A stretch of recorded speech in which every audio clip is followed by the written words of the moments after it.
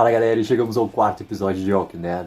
Episódio intitulado Rendição. Mas antes de começar a crítica assim, ó, curte o vídeo, assina o canal. Tá conhecendo agora aqui o canal da TEI? Seja muito bem-vindo, que tem muitas críticas, notícias da cultura pop, além de muito, mas muito conteúdo original e, cara, muito conteúdo de The Walking Dead. Então curte o vídeo, assina o canal pra não perder absolutamente nada.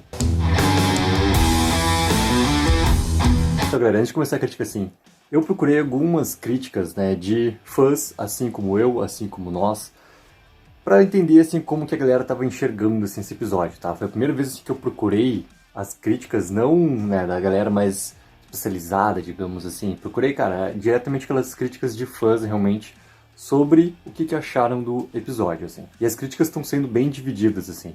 Tem muita gente falando que esse episódio foi muito filler. Tem muita gente falando que não identificou o Daryl nesse episódio, né? Que é um outro Daryl que tá aqui. E já começou aquela parte de xingamentos em relação a Angela Kang e tudo mais, de enrolação por causa de ser 24 episódios e tudo mais. Teve uma galera que gostou da apresentação do Pope, uma galera que gostou da apresentação dos Reapers, como é que eles foram apresentados ali. Mas, galera, eu quero saber muito assim de vocês, já nesse começo de crítica, o que vocês acharam desse quarto episódio, se acharam filler, se identificaram o Daryl, se gostaram dessa parte toda de apresentação, tanto do Pope e dos Reapers, do funcionamento deles ali. E, pra falar assim a verdade, eu gostei, tá, desse episódio, assim. Eu acho que foi um episódio essencial para a apresentação dos Reapers, tá? E com um elo de ligação muito forte pro personagem do Daryl. A gente já sabia, desde o trailer da San Diego Comic Con, que era Lia com o cachorro. O cachorro ele não ia querer sair do lado dela e tudo mais. Né? Até me deu um pouco de medo, mas logo aquele medo que passa rápido, passageiro, porque a gente já identifica aquelas coisas entregues no trailer. No momento onde o cachorro ele é ferido, mas logo depois a gente já bate na cabeça do cara, assim, cara, ele vai aparecer do lado dali, então não vai acontecer nada de grave com ele ali, pelo menos naquele momento, né? E logo depois o Daryl encontra ali. E pra mim, isso tudo que a galera começou a falar nas críticas, assim, de não ter identificado o Daryl, pra mim é muito o Daryl sendo realmente um estrategista dentro da situação que ele está colocado, tá? Ele sabe muito bem o perigo que são os Reapers, por causa do que a Meg já contou pra ele. Desde o 17º episódio lá, o primeiro episódio especial que a gente teve da 10ª temporada ainda, quando ele começa já a ter conhecimento da história e tudo mais, tem aquele soldado lá, inclusive, que faz o ataque, ele já tá ligado no perigo que são os Reapers e principalmente por causa do ataque, né? A gente volta ao começo do episódio, novamente no momento do ataque. Então, obviamente que ele é completamente surpreendido por ser ali. Ao mesmo tempo, quando ele é cercado, ele entra, né? Ele entra realmente nesse modo mais estrategista do Daryl ali para começar a entender como é que funciona todo esse grupo ali dos Reapers. Então, assim, ele tá diferente em relação ao que a gente espera até que o Daryl poderia fazer, tá? Só que tá um Daryl já muito mais experiente e estrategista no meu ponto de vista, assim, do que ele precisa fazer, porque logo que a Lia pega e apontaram para ele, quando o Daryl não dá a informação, ele já entende a situação que ele está colocado ali. Aquela Lia, depois de todo o tempo que passou, lá dos episódios especiais também, é muito tempo que passou. Tem todo o arco dos sussurradores que acontece ali entre isso, é muito tempo. É outra Lia, e o Daryl automaticamente identifica isso e vai se montando a isso.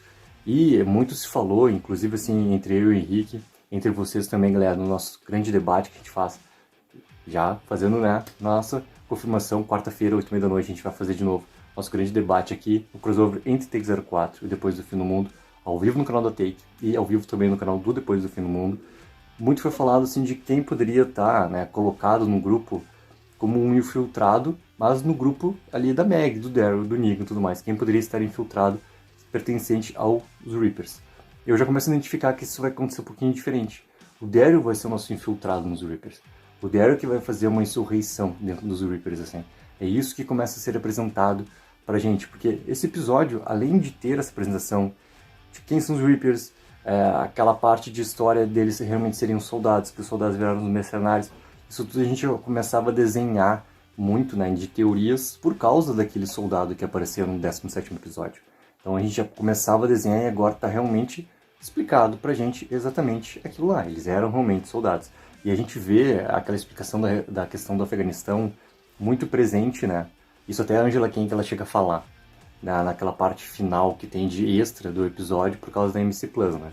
Eles sempre vão apresentar pra gente ali um making-off, né, explicado como um produtor executivo ali da série, falando sobre o episódio, que é muito massa de assistir. Quem não assistiu, assim, procura assistir porque é muito massa ali. A gente tem algumas informações de como foi feitas e, cara, eu adoro essa parte de make-off também ali. E ali está muito colocada em relação ao Afeganistão, da origem do grupo, de como o grupo, né, desses soldados ali foram sendo formados e as táticas, né, para conseguir o depoimento, não sei o que, de serem fortes, e aquela parte de colocar o saco na cabeça, né, de quem eles estão querendo tirar informação e em relação à água, é algo para quem já assistiu algum filme, né, seja da parte do Afeganistão, seja um pouco depois em relação ao Iraque também, é muito presente de todas as polêmicas que aconteceram, né, de todas as denúncias que aconteceram em relação ao exército americano, das sanções que o governo americano fez também, aceitando que medidas como aquela fossem feitas, assim. Só que são medidas extremamente além do que colocado pelos direitos humanos, assim. Então, são coisas extremamente prejudiciais para a visão do exército americano por causa desses métodos ali adotados, né? Então, assim, é interessante ver que isso é uma referência puxada da origem do grupo, a maneira como eles estão fazendo esses inquéritos, esses depoimentos ali naquele momento para retirar a informação do Daryl, porque é o do Daryl que a gente vê muito mais, né? Essa presença ali. Tem o nosso outro membro ali colocado também na prisão, que acho muito massa aquela interação rápida que eles têm para entendimento do exatamente do que o Daryl está fazendo ali, o que ele quer retirar de informações, o que ele realmente quer ter de entendimento.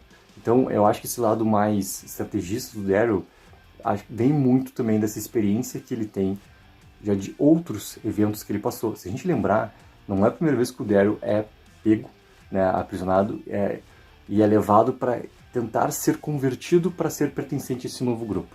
O Negan, inclusive, fez isso. Né? O Negan, naquele momento que tem né, um dos melhores episódios de Walking Dead, que é o primeiro episódio da 7ª temporada, o 7, X1, quando o Negan pega o Daryl e leva o Daryl junto, é realmente para transformar o Daryl em um salvador. É isso que ele faz. E aqui a gente vê de novo essa transição. Então acho que o Daryl também ele aprendeu muito com tudo isso que foi acontecendo. Ele é esse lado mais estrategista. Então eu acredito assim que tudo isso que foi falado do Daryl ser um pouco diferente, para mim esse porquê tá claro dentro do episódio. Tá? Ele tá claro. A gente vai ver sim essa mudança acontecendo à medida, né, que esse arco dos Reapers tiver essa continuidade até essa conclusão ali no 8º episódio. A gente vai ver exatamente essas motivações mais claras do porquê que ele está fazendo isso. Mesmo que para mim já está claro esse lado estrategista dele dentro do episódio, né? Essa relação dele com a Lia, a gente obviamente já entendeu também que ela vai se fortalecer, tá? A Lia, por mais que tenha mudado em relação ao tempo todo por causa dessa família que ela tem, por causa da família que a abraçou, por causa também, né, cara, o personagem do Papa, do Pope, né, na verdade, né, cara, ele é um baita comandante, e isso que dá pra entender, ele é um baita comandante, que por causa de tudo que aconteceu também, e principalmente, né, eles colocam as motivações decorrentes aos políticos, a maneira que os políticos tratam os soldados nos Estados Unidos, de simplesmente usarem como recurso, simplesmente, né, um cheque para a família ser uma resposta a todo né, a entrega que o soldado fez na guerra e tudo mais, como se aquilo fosse eles fossem números, apenas números. E a gente vê muito que a maneira como ele vai lidando com a situação, ele parte desse princípio, ainda no mundo antes do Apocalipse. E que tudo o que aconteceu na transição do Apocalipse o transformou, e daí, obviamente, né, a transformação dele moldou o grupo, por ele ser um grande comandante, as pessoas automaticamente o seguiram para realmente chegar nesse grupo que eles são hoje. Então essa família, ela é muito bem estabelecida, não apenas como treinamento militar, como realmente soldados, depois mercenários e tudo mais, mas realmente essa família é disposta a fazer tudo um pelo outro. E a Lia está muito bem inclusa dentro desse estabelecimento da ordem ali dentro dessa comunidade, né? E, cara, aquela parte final, tanto da questão do Daryl passar naquele exercício em relação ao fogo, né? A transição que eles fazem do fogo, a transição que eles conversam um pouco sobre a fé, mas principalmente a maneira como aquele negócio de ser os Chosen One, né? Do porquê que eles não têm ferimentos em relação ao fogo, porquê que eles realmente estão ali colocados na Terra nesse momento para cumprir a sua missão e aquela coisa toda, assim. Mas a gente percebe muito bem que a Lia vai ter, sim, um fator muito importante dentro dessa insurreição que o Daryl vai começar a fazer. Por isso, inclusive, que cara, o Daryl ele fica muito quieto ouvindo. depois ele fica muito quieto, observando. Inclusive na cena final. Inclusive naquele momento que o Paul pega, né, um daqueles soldados lá, que ele identifica que fugiu, que não atacou, que não fez o princípio básico, né, dos Reapers que ele coloca ali, do atacar e cruzar pelo fogo, e joga o cara na fogueira lá, que é uma cena assim, ó, extremamente forte e clara pra gente entender o quanto que essa parte do ser soldado é forte ali dentro desse grupo. E o Daryl assiste aquela imagem e é realmente esse Daryl, juntando essas informações, é esse Daryl realmente sendo estrategista, não esse Daryl que vai daqui a pouco ter algum tipo de reação ao que está acontecendo ali. Ele está realmente se colocando como um infiltrado dentro desse grupo. E a Lia e o Daryl, a gente percebe que vai ter sim uma reconexão entre os dois, dessa relação deles que eles tiveram no passado de tão importante que foi para ambos tudo que aconteceu ali. E eu já tenho assim um princípio de teoria em relação ao 8º episódio, em relação a todo o confronto final que vai ter, o banho de sangue. Cara, que daqui a pouco a Lia vai ser um dos personagens ali que vai sim morrer nessa batalha final, nesse enfrentamento final que vai ter entre todo o grupo da Meg e, né, o grupo dos Reapers ali em relação a Meridian. Eu já começo a perceber que a Lia tem um grande potencial para ser um dos personagens. Um fato curioso, é muito engraçado no momento que o Daryl entrega para Lia a informação de quem poderiam ser, né, as pessoas que são as responsáveis pelo tal grupo lá que ele simplesmente encontrou há um tempo lá. Que ele fala uma mulher, aí ele fala um padre com uma arma, carregando uma arma, daí ele fala um cara magro. E o cara magro a gente já entende que é o Negan. Mas eu achei curioso essa maneira como ele colocou essa informação que fica, cara, fica um pouco engraçada a maneira como ele descreve cada um ali dentro daquela situação, né? E talvez o único problema que eu vi desse episódio realmente, assim, ó, é não ter esse arco dividido, tá? Mesmo que eu entenda que eles precisavam ter algo bem centrado, focado, para uma grande apresentação dos Reapers, porque para mim, assim, a segunda parte, tá, do Walking Dead, o 11.b, não vai ter nada em relação aos Reapers, eles vão encerrar esse arco no 8º episódio aqui, porque representa muito uma ligação com a história da Meg, então que realmente vai encerrar nesse 8º episódio, então eles precisavam ter, mas foi o primeiro episódio que a gente não teve, né, até agora, um arco ao mesmo tempo acontecendo do outro. E a gente já viu, eu já vi o promo do próximo episódio ali, vou fazer daqui a pouco um vídeo também, colocado aqui no canal também de react e, cara, teorias desse próximo episódio, onde a gente vai ter 3 acontecimentos ao mesmo tempo, 3 arcos acontecendo ao mesmo tempo. Então foi um momento realmente de pausa que eles decidiram, cara, a gente precisa conversar sobre os Reapers, a gente precisa desenvolver isso aqui, a gente precisa colocar alguém também dentro desse grupo para esse entendimento, e o Daryl representa muita gente também para ter esse entendimento.